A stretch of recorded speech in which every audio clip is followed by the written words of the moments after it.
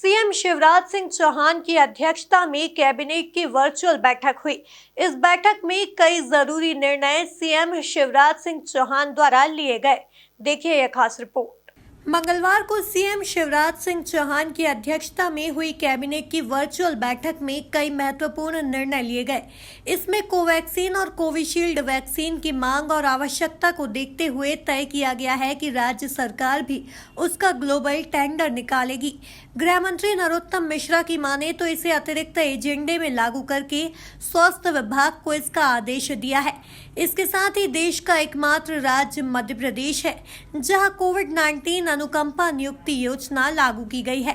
इस योजना में अंशकालिक और कार्यभारत कर्मचारियों के परिवारों को भी शामिल किया गया है। इस योजना में आयु सीमा के बंधन में भी छूट प्रदान कर दी है। मध्य प्रदेश कैबिनेट की बैठक आज वर्चुअल रूप से माननीय शिवराज सिंह जी चौहान की अध्यक्षता में संपन्न हुई। इसने आज ऐतिहासिक निर्णय, महत्वपूर्ण निर्णय लिए। जैसा आप सबको विदित है कि मध्य प्रदेश एकमात्र देश का ऐसा प्रांत है जिसने मुख्यमंत्री कोविड-19 अनुकंपा नियुक्ति योजना लागू की है।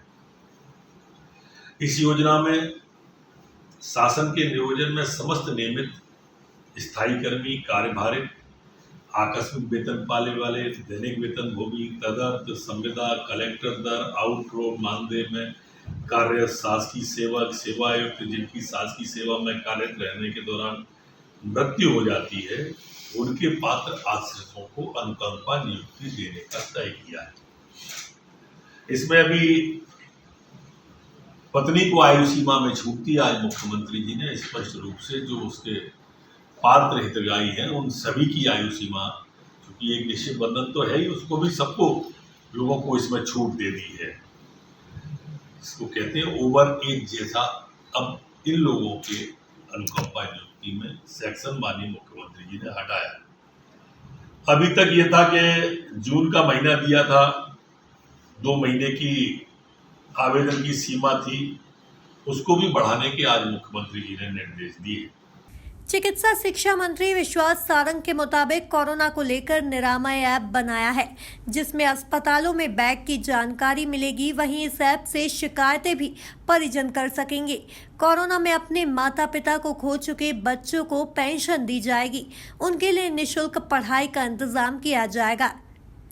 IT के इस युग में नए नए प्रयोग हम कर रहे हैं और कोरोना को लेकर निरामय अब एक ऐप भी बनाया है जिसके माध्यम से जहां एक और बिस्तरों के बारे में, हॉस्पिटल के बारे में जानकारी मिलेगी, तो यदि कोई मरीज या उसका परिजन कोई शिकायत करना चाहता है तो वो भी उसके माध्यम से वो दर्ज कर सकता है। माननीय मुख्यमंत्री जी ने एक बड़ा निर्णय लिया है।